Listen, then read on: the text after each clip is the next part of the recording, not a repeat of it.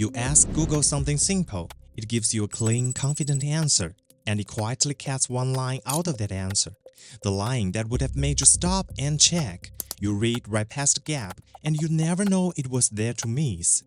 That's where Google is taking search. This past May, they showed off a version that goes past answering you.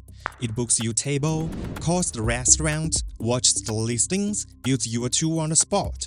Search went from handing you links to doing the things for you, and honestly, it feels great. But every time you let it do one more thing for you, you hand over a judgment you used to make yourself. Which answer to trust, which line to go double check. When is the last time you opened 4 tabs, compared them, and decided on your own who to believe? Be honest. This video is about that judgment and how quietly it's being handed over. It won't send you a notification when it's gone. Let's be clear about what Google actually changed. The old search was a signpost. You asked, it handed you a row of links, and the rest was on you. You walked over, you picked. The search Google demoed at I/O this year wants to be the one who walks over for you and comes back with the things already done. And it works beautifully. Fewer tabs, less junk to wade through, the thing just gets done.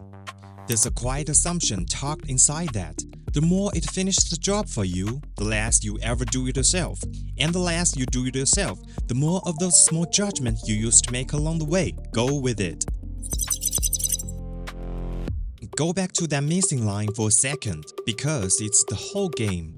Say you want to know if it's safe to take a common painkiller with your cold medicine. The old way, you land on few sources, get a few different answers, and weigh them yourself. Is this one solid?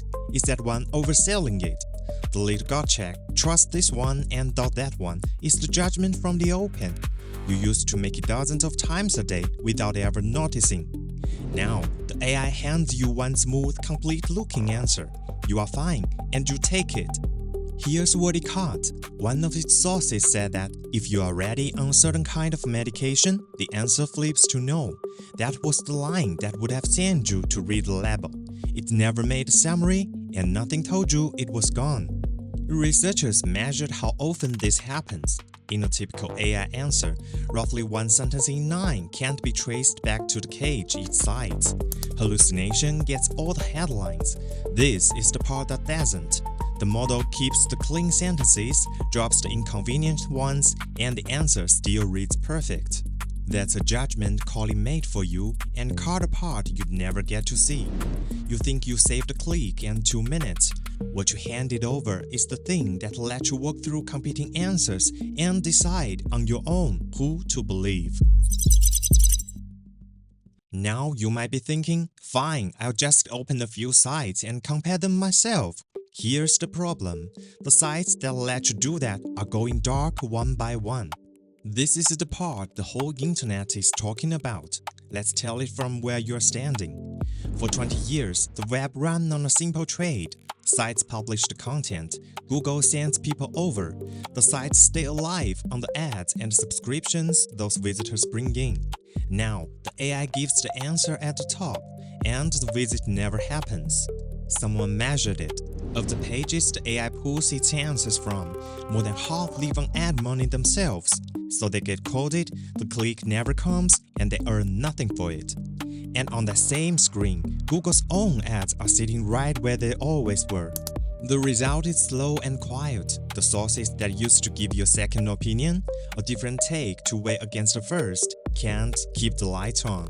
The whole supply of other voices that fed your judgment is being pulled out from under you, one site at a time.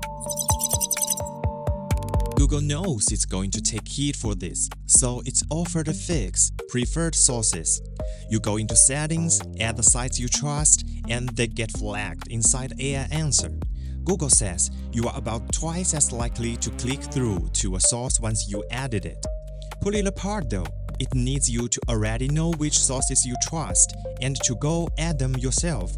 So far, across the entire world, only a few 100,000 sources have ever been added this way.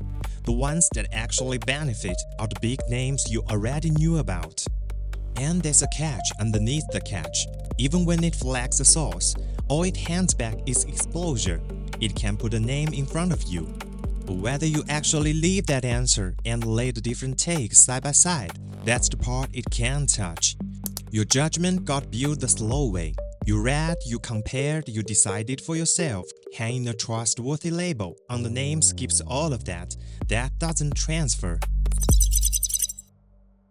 Add it all up, and Google's position is stronger than it has ever been.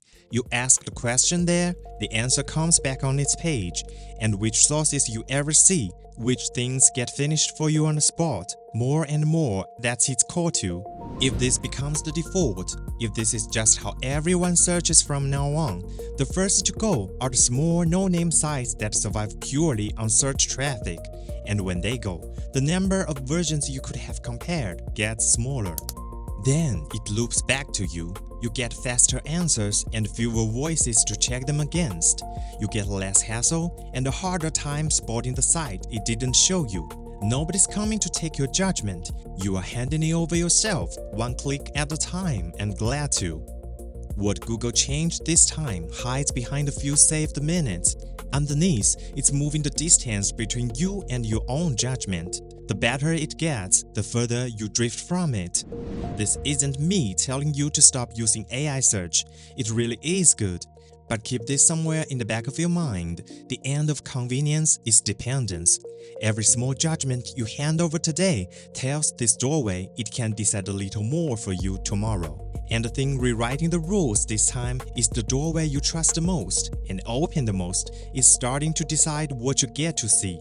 Headlines fade, variables remain. This is variable field.